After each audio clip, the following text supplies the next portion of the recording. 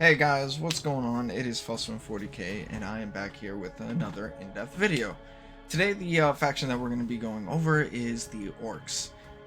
They are really great race, very different. They mix and match well into other units. So they're very good. You don't have to feel like you have to play all 5 of them like you might have to with the Death Guard or the Black Legion, but they work very well. They synergize very well with other teams. So without further ado, let's just jump right in. And we'll start with Snotflaga and go to his trait. Beast Naga deals plus 20% melee damage to big targets and vehicles and has a 10% chance to block 20% of its max health as damage. That plus 10% chance to block 20% of its max health is life-saving. It's fantastic. I've seen it happen a couple of times where he's, not died because he blocked that lethal damage, and it was really great. His active, he is a summoner, which is fantastic. Spawns 1 grot in each adjacent hex that also has an enemy unit adjacent to it. Newly spawned grots can immediately grots can immediately attack an enemy in melee but cannot move this turn. Grots are really good. They deal pretty good damage. They have ranged attacks and melee attacks. The only problem is they suffer from battle fatigue, but his passive will help with that. So friendly grots within 2 hexes ignore battle fatigue. And after Snotflaga moves into a hex where an enemy is adjacent, the Squig Hound will bite, dealing 85 to 104 physical damage, which is really great. Because if you move into a hex with 2 and one of them's low, the Squig Hound can kill one, and then that gives you time to melee the other one and deal extra damage. And so you basically get two hits, which is fantastic. Snotflaga is really good. I don't use him yet for PvE, like Guild Raid yet, simply because you might only use it and you'll only get 1 summon, or you'll get all of them, but they attack the ads. So it can be hit or miss. He's really good though for PvP and PvE, like the campaign and stuff like that. Yeah, so he's pretty good. Next up we have Gibboscraps. Gibboscraps is amazing. He is a mechanic.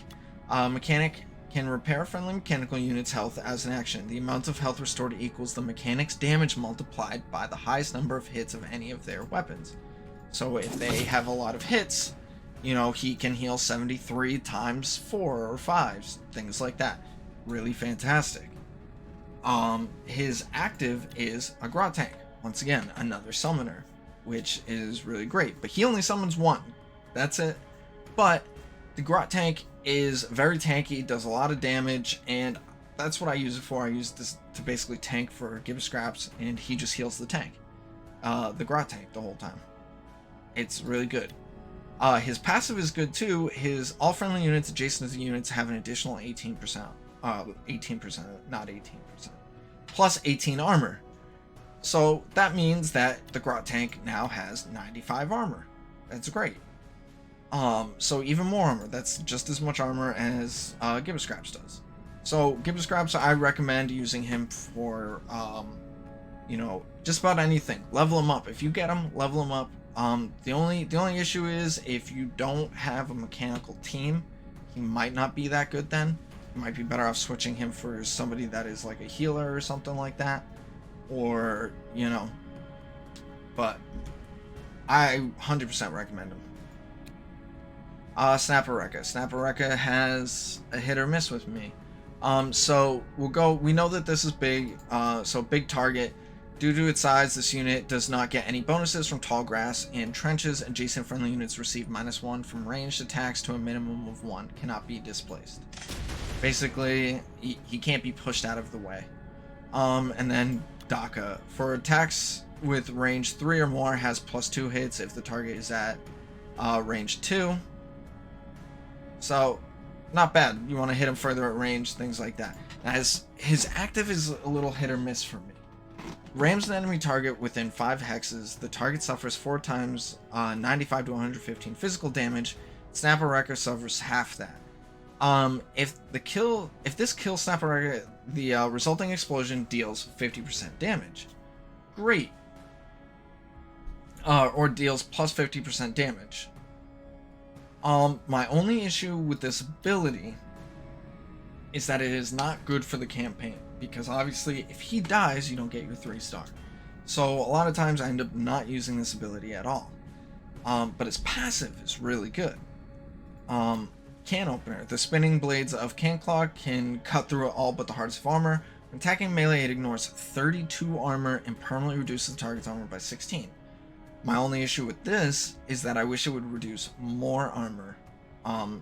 I guess. And I know you can, oh, it will as it goes up. Yeah, but it's at level 8. At my level 11 Harkan permanently removes 72 armor, right? And that's first. So I Harkan first, reduce that target's armor.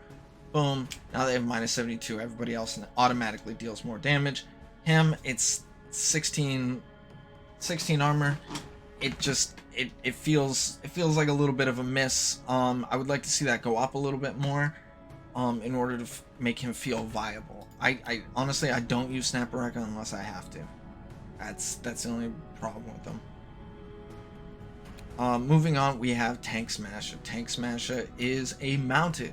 So mounted is almost kind of like flying and stuff like that, where they don't get bothered by movement is not blocked by special hexes. So, but he also doesn't get the hit reduction from tall grass. So there's a drawback to it.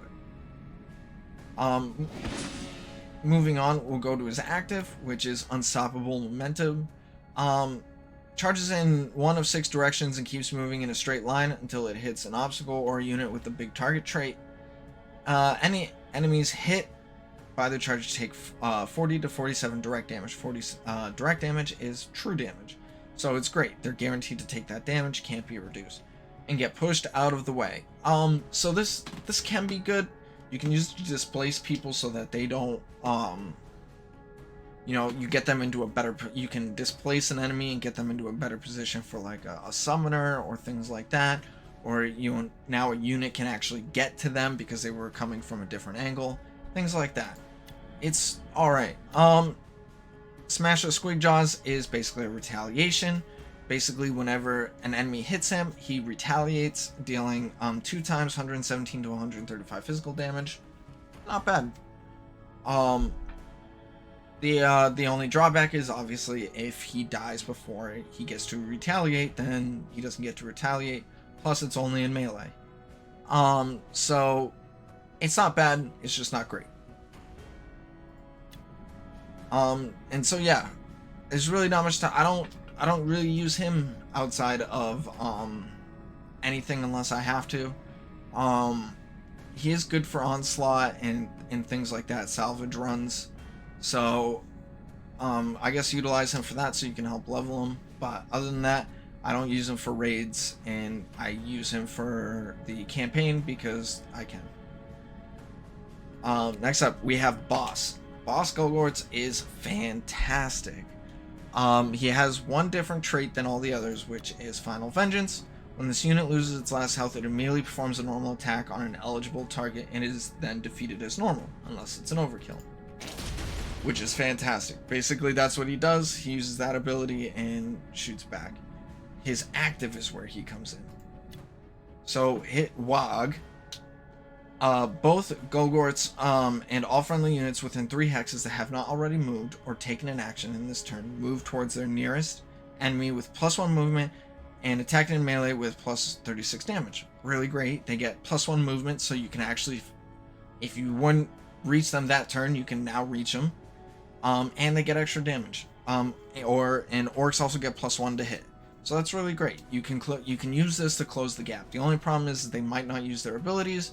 So hopefully they're units that you don't have to worry about using their abilities right away and hoping that they die, or if you don't, like summoners.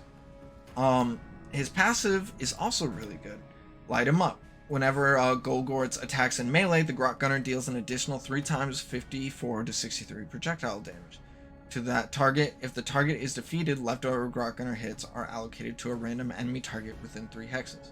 So this is really great because you can run up, hit him with melee. If you kill that target in melee, those 3 attacks get sent to an adjacent target or, you know, a nearby target. So that means if you know you can run up and melee and kill a target, then you now get to add extra damage to a different target that you could potentially kill them. Things like that. So that's all of them. That's all of the orks. I must say the orks are really good. There's a lot of untapped potential with them. I think that they might need some buffs, things like that. But other than that, I really do enjoy them. Let me know what you guys think down in the comments. Please hit that like and subscribe. I really appreciate it. Let me know what you guys are looking forward to, what you want to see, things like, you know, what kind of abilities you want to see in future, you know, units, things like that. But once again, thank you so much, and y'all have a great and wonderful day. Peace out.